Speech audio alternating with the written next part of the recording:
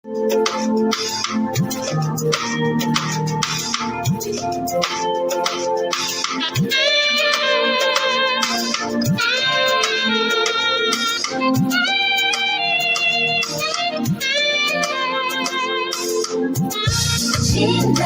la Yesu ni ngome yangu, nitamkapo jina, ngome nyingine sina. Jina la Yesu ni ngome yangu, nitamkapo jina, ngome nyingine sina. Ngome nyingine sina, ngome nyingine sina, nitamkapo jina, ngome nyingine sina. Pewe sifa Yesu Kristo wa Nazareti. Haleluya, shalom. Ubarikiwe sana na Yesu Kristo kwa ajili ya neema yake ambayo ametupatia hata siku ya leo tumeweza kuwepo hapa tukiwa salama kabisa. Ni matumaini yangu Bwana ameendelea kutupatia neema. Na nataka nikualike moja kwa moja katika kipindi chetu cha leo cha Jicho la Kilindi. Na leo tupo na Efeso sura ya 2 mstari wa 5. Hata wakati ule tulipokuwa wafu kwa sababu ya makosa yetu, alituhuisha pamoja na Kristo, yaani tumeokolewa kwa neema. Haleluya. Hata tulipokuwa wafu, wakati ule tulipokuwa wafu kwa sababu ya makosa yetu, alituhuisha pamoja na Kristo. Wow.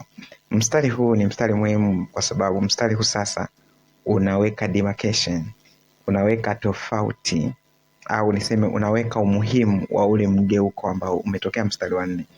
Kwa sababu kuanzia mstari wa kwanza, wa pili, wa tatu, wa 4 Paulo alikuwa anaeleza jinsi ambavyo tulikuwa mbali na Mungu, tulikuwa tumekufa hasa. Akasema mstari wa kwanza tulikufa kwa ajili ya dhambi na makosa.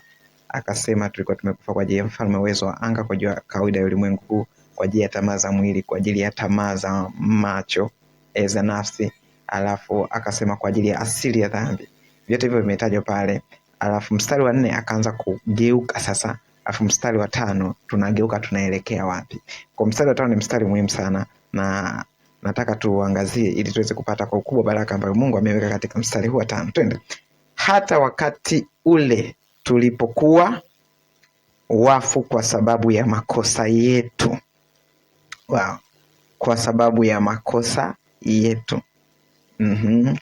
Alituhuisha pamoja na Kristo, yani tumeokolewa kwa neema. Sasa nataka tuanze kifungu kwa kifungu. Kwanza hapa kuna kifungu tulipokuwa wafu. Wakati ule tulipokuwa wafu. Hapa anaonesha tarehe. Yes, kwa sababu tarehe unafahamu ile kusema huyu alizaliwa kipindi kile cha mvua, kipindi kile cha mavuno. Sasa mababu zetu na mabibi zetu walikuwa wanaweka tarehe kwa staili hiyo. Hiyo ni namna ya kuweka tarehe, sawa? Kwamba hili tukio lilitokea lini. Na kama utauelewa mstari huu utagundua maana na umuhimu wa tarehe hii. Kwa sababu hata wazee wetu wao wanasema huyu alizaliwa kipindi cha vita, ndio maana tukamuita hivi. Kwamba kwa nini mnamuita huyu uvumilivu? Alizaliwa kipindi kuna shida sana, kuna njaa sana, tukamuita uvumilivu. Kwa hiyo kuna uhusiano kati ya tarehe na tukio linaloenda kutajwa. Kwa hiyo tarehe inayotajwa hapa au kipindi kinachotajwa ni kipindi ambacho tunaitwa tulipokuwa wafu. Tulipokuwa wafu. Tulipokuwa wafu. Kwa hiyo anataka kutuambia nini kilitokea tulipokuwa wafu. Kwa hiyo nataka tuwe makini kwa sababu amekitaja mbele, lakini twende. Wafu ni nini kwani? Wafu ni kutengwa na Mungu, kama ambavyo kufa kimwili ni mwili huu kutengwa na roho iliyo ndani yake. Kadhalika kufa kiroho ni roho hii kutengwa na Mungu. Roho ikitengwa na Mungu, basi hicho tunaitwa kifo. Kwa Paulo anapozungumza tulipokuwa wafu, aongelee tulikuwa tumekufa kimwili, lakini hiyo ni lugha ya picha ya kibiblia, jinsi ikuonesha ambavyo kama ambavyo kibinadamu tu hatuna matumaini na mtu yote ambaye ameshakufa kimwili, kadhalika kiroho hakukuwa na matumaini na mtu yote ambaye amekufa kiroho. Sawa? Nimpenda mwalimu mmoja wa Biblia, mwalimu mmoja wa Bible School, yeye ili wanafunzi waweze kuelewa hii maana, huwa anapenda kuwachukua wanafunzi wake na anawapeleka makaburini. Anasema okay, anzeni kuhubiri. Waambie waokoke, ita wagonjwa waje kupona. Like haileti maana. Ndivyo ambavyo Mungu anataka uelewe swala la kufa kiroho lilivyo kwa ubinadamu hivi. Na ndio maana mtu ambaye amekufa kiroho mambo ya Mungu kwake hayaelewi tu, yani hayaelewi. Kitu ambacho pekee kinaweza kumsaidia ni pale ambapo atapelekewa injili inayofufua, inayohuisha. Lakini ukianza kumwambia acha wizi, acha nini, Mungu hapendi hivi, unateseka bure. Vumilia wenzio, wapende jirani yako. Unateseka bure kwa sababu unaongea na maiti eti mpende jirani. Unaongea na maiti eti ache kuchukia watu. Like unaongea nini? Like fanya ile maiti iko pale inaoza. Iambie maiti acha kuoza, acha kunuka. Wewe ndio utakuwa na matatizo. Kwa hiyo ni kawaida, ni kama vile mwenye dhambi kutenda dhambi, ambaye hajamwamini Yesu kutenda dhambi, ni kama maiti kunuka tu. Itanuka tu sasa. Anyway, hiyo ndio maana ya kifo, ndio lugha ya picha ambayo inaongelewa hapa, tulipokuwa wafu. Maana yake tulipokuwa tumetengwa na Mungu. Ukitengwa na Mungu, vitu vya kimungu, Biblia inasema, Paulo sehemu nyingine anasema, mwanadamu wa tabia ya asili kwake huyo ni upuzi. Kwa sababu neno la msalaba kwa wanaopotea ni upuzi, yani hawezi kuelewa. Lakini kwetu sisi tunaokolewa ni Kristo, nguvu ya Mungu. Haleluya. Yes, ni kutokuwa na uzima wa Kristo ndani yako. Yes, kutokuwa na uzima wa Kristo ndani yako. Anyway, pointi ya muhimu hapo ni kwamba kwenye tarehe sasa anasema hata tulipokuwa wafu. Kwa hiyo Mungu hakusubiri kwanza tubadilike, tufufuke, ndipo aje atuhuishe. Alikuja kutuhuisha pindi tulipokuwa bado tuko wafu. Bado hatuna matumaini, bado hatuna njia nyingine mbadala. Hapo ndipo Kristo alipokuja. Kwa maneno mengine sasa, Mungu ni mwema sana kiasi kwamba hakusubiri tubadilike kwanza. Kwa hiyo hata sisi leo hatuna haja ya kusubiri watu wabadilike kwanza tuwapelekee Injili. Tunawapelekea Injili katika hali hiyo hiyo walio nayo. Haleluya. Lakini hapa kuna neno lingine la muhimu, anasema kwa sababu ya makosa yetu. Tulikuwa wafu kwa sababu ya makosa yetu. Ile neno la muhimu, kwa sababu hatukuwa wafu kwa sababu tumeonewa. Hatujaonewa. Ni kwa sababu ya makosa yetu. Tukumbuke kitu kimoja, kwamba hukumu ya Mungu ni hukumu ya haki. Haijapendelea upande huu wala upande huu. Kwa hiyo Mungu aliweka sheria yake, tukafanya makosa. Ukumbuke, nimependa haya maelezo ambayo Paulo ameweka hapa. Makosa, hajasema dhambi. Makosa, japokuwa dhambi na makosa vyote vilitua of course. Lakini nimependa hili neno makosa, kwa sababu makosa ni kutenda kwa makusudi, kuvuka mipaka uliowekewa kwa makusudi kabisa. Kwa hiyo Paulo anasema tulikuwa wafu si kwa sababu tulionewa, hapana, kwa makusudi kabisa. Tulivuka sheria ya Mungu, tulivuka mipaka ya sheria ya Mungu, na kwa sababu tulivuka mipaka ya sheria ya Mungu tukafa. Sawa? Tukafa kwa sababu hiyo. Kwa hiyo ilikuwa ni halali kabisa hukumu ya kifo iliyotupata, kwa sababu Mungu alishasema wanadamu kwamba siku mtakapokula matunda haya mtafanya nini? Mtakufa. Na tukala kweli, na tukafa. Oh yes.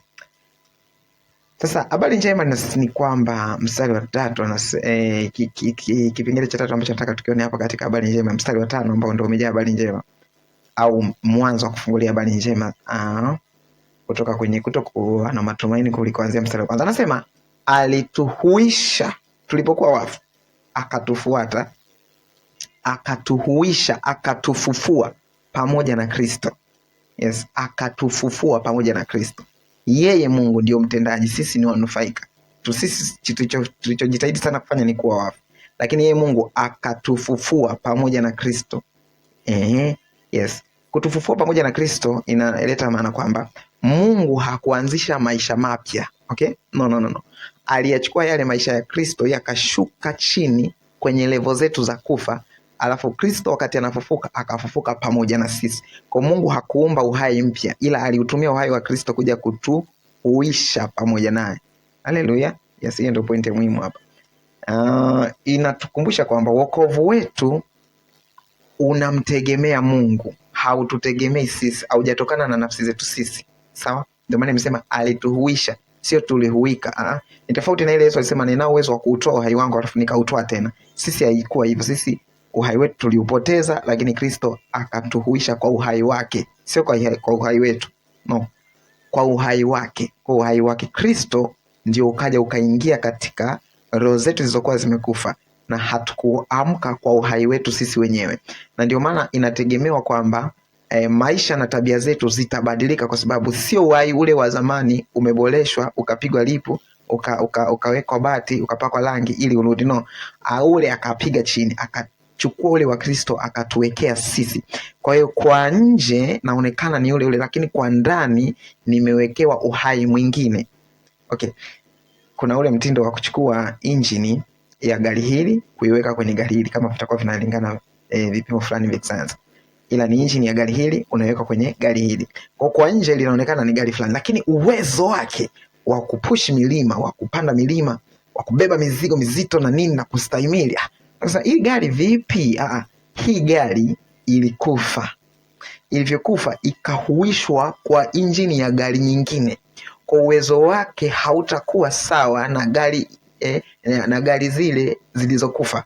Itakuwa sawa na uwezo wa gari ile iliyokuwa injini yake nzima ikawekwa hapa. Ndio akina sisi ambao tulikuwa tumekufa, na kile kifo, ule uhai wetu uliokufa, Mungu hakuhitaji kuutengeneza upya, akaupiga chini, akachukua uhai wa Kristo akatuwekea sisi, tukahuika pamoja na Kristo.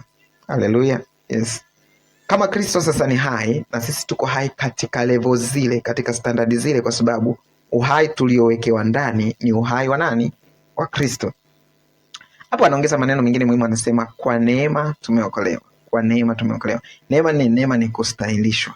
Kwa maana kwamba inazidi kukaza kwamba si kwa nafsi yetu wenyewe, tulistahilishwa. Kwa neema tuliokolewa, maana yake tulistahilishwa kwa neema.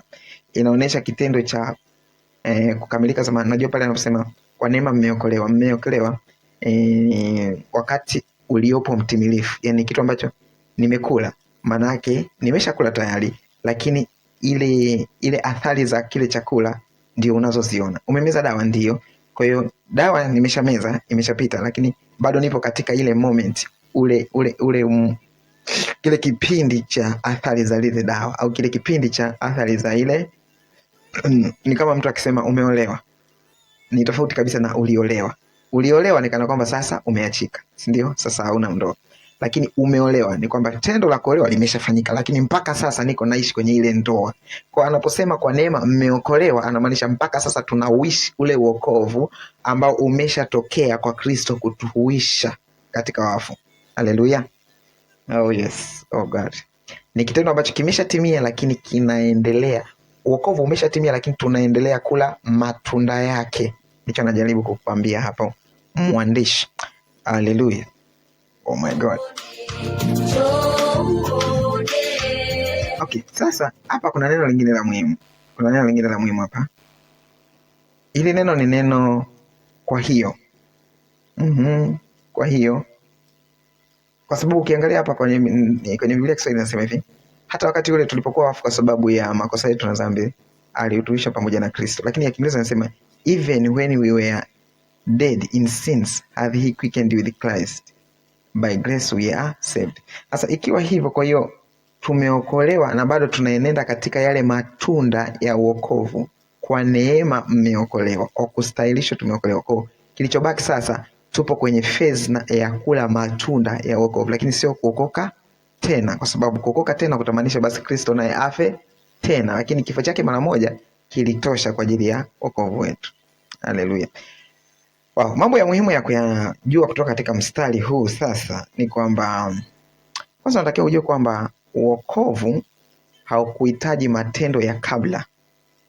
Haukuhitaji interview, kwamba katika interview tunataka utuonyeshe kwamba una sifa za kufanya kazi na sisi.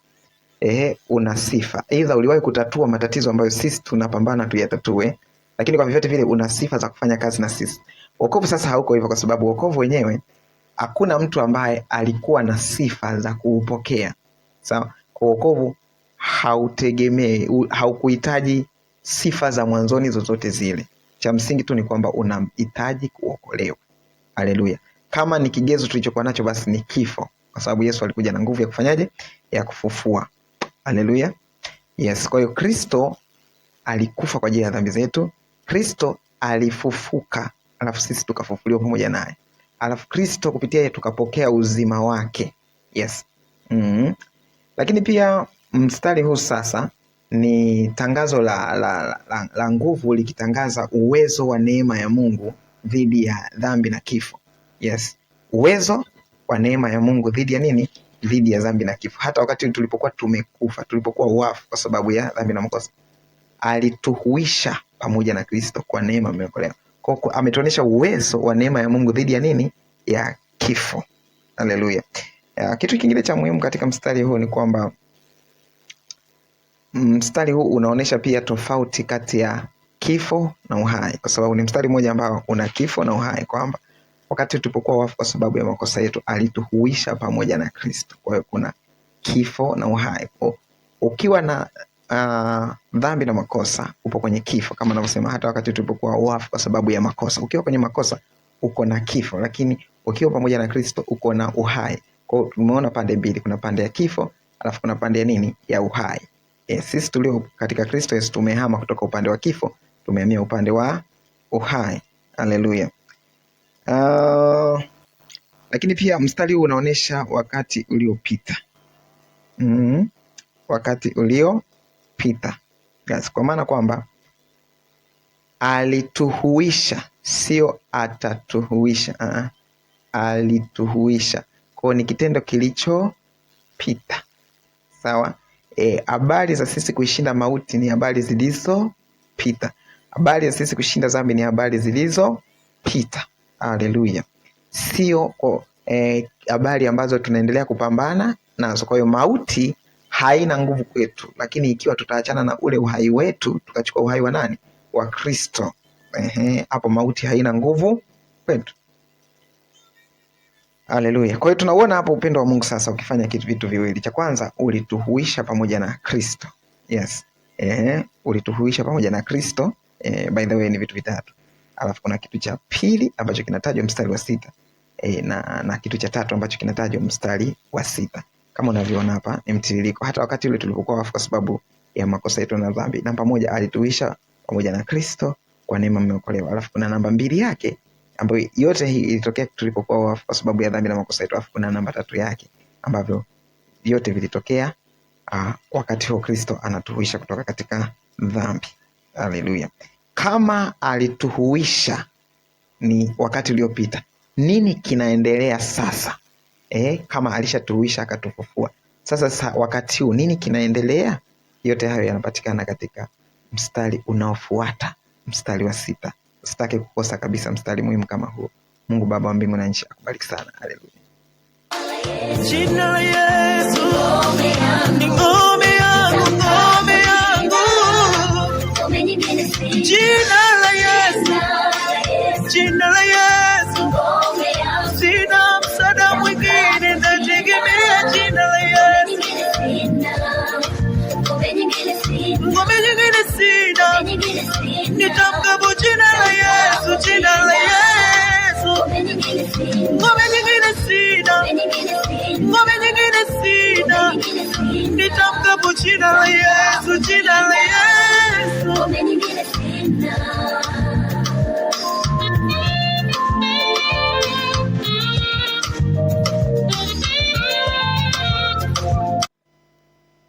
Amebarikiwa amtegemeaye Mungu na kumfanya ni kinga yake, bali amelaniwa amtegemeaye mwanadamu na kumfanya ni kinga yake.